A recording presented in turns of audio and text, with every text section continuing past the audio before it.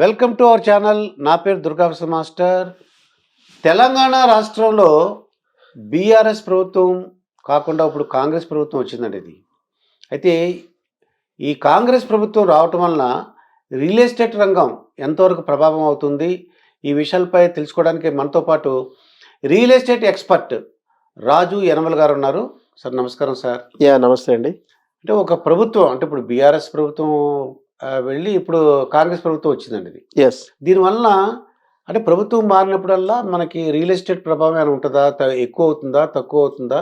మీ మీ experience ఏంటి sir? అంటే ప్రభావం ఉంటుందని చాలాసార్లు అనుకుంటారు. ఇది అతి సామాన్యుల ఆలోచన విధానం.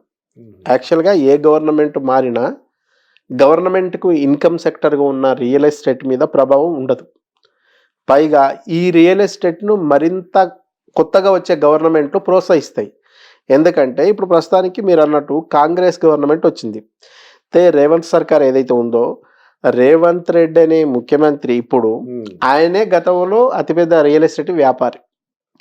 ఆయన చాలా ఇంటర్వ్యూస్లో కూడా చెప్పాడు, ఈరోజు నేను కాస్త ఆర్థికంగా బలపడడానికి లేదా దాచుకున్న డబ్బులను మన ఎన్నికల్లో ఖర్చు పెట్టుకోవడానికి ఆనాటి రియల్ ఎస్టేటే ఉపయోగపడ్డదని. అంటే రియల్ ఎస్టేట్కు ఉన్న పవర్ ఏంటో ఆల్రెడీ రేవంత్ రెడ్డి గారికి తెలుసు. ఇంకోటి, రేవంత్ రెడ్డి గారికి ఇంకా ఈ మధ్య కూడా ఆయన బహిరంగ కూడా చెప్పాడు, నేను రావడం వల్ల రియల్ ఎస్టేట్ మరింత దినదిన అభివృద్ధి సాధిస్తుంది తప్ప ఎటువంటి పరిస్థితుల్లో కుంటుపడే పరిస్థితి కూడా లేదని చెప్పాడు. ఎందుకంటే ఖచ్చితంగా ఈరోజు కాంగ్రెస్ గవర్నమెంట్ ఇచ్చిన 6 గ్యారెంటీల పథకం ఏదైతే ఉందో, ఉచిత హామీలది ఏదైతే ఉందో, ఈ 6 గ్యారెంటీల పథకం ఖచ్చితంగా సక్సెస్ కావాలంటే కూడా గవర్నమెంట్కు రెవెన్యూ కావాలి. రెవెన్యూ కావాలంటే ప్రధానంగా ఏదైతే ఆబ్కారీ వ్యవస్థ ద్వారా వచ్చేది ఉందో దాని తర్వాత వచ్చే రెవెన్యూ ప్రధానంగా రియల్ ఎస్టేట్ మీద డిపెండ్ అయి ఉంటుంది. సో రియల్ ఎస్టేట్ మీద రెవెన్యూ 1 టైం 2 టైమ్స్ కాదు, దాదాపు 4 టైమ్స్ రియల్ ఎస్టేట్ మీద ఇన్కమ్ వస్తుంది.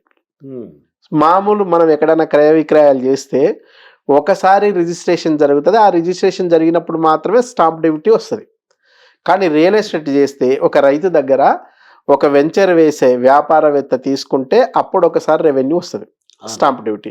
తర్వాత తను వెంచర్ వేసడానికి అప్రూవల్స్కి వెళ్తాడు, మరొకసారి గవర్నమెంట్కి రెవెన్యూ వస్తుంది, అది అప్రూవల్స్ రూపంలో. తర్వాత ఈ అప్రూవల్స్ వచ్చి వ్యవసాయ పొలం కాస్త నివాసయోగ్యమైన ప్లాట్లుగా మారిన తర్వాత ఆ ప్లాట్ను కొంటే కస్టమర్కు మళ్ళీ రిజిస్ట్రేషన్ చేయాలి, కాబట్టి అప్పుడు రిజిస్ట్రేషన్ వాల్యూ వస్తుంది.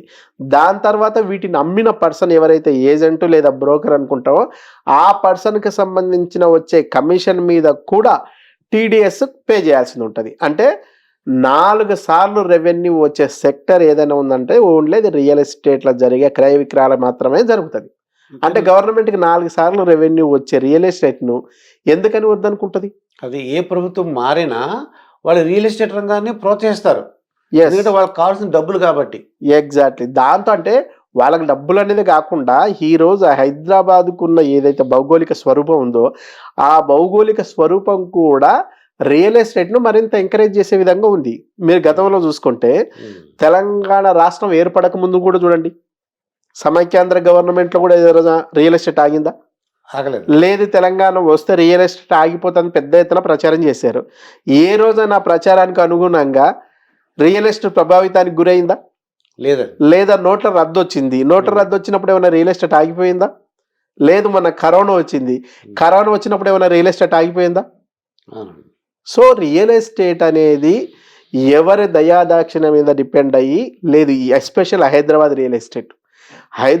రియల్ ఎస్టేట్స్ అగ్రపదాన మరింత స్పీడ్గా ముందుకు పోవడానికే అవకాశం ఉంది. ఓకే. సో ఎటువంటి ప్రాబ్లం ఉండదు. ఇప్పుడు ఆపరేషన్ లేకుండానే మోకాళ్లకు ప్లాస్మా ట్రీట్మెంట్, మీ ఆర్థోపెడిక్ సమస్యలన్నిటికీ రోబోటిక్ టెక్నాలజీ ద్వారా తక్కువ ఖర్చుతో శాశ్వత పరిష్కారం, ఫ్రీ కన్సల్టేషన్, ప్రతి ట్రీట్మెంట్ పై 20% డిస్కౌంట్.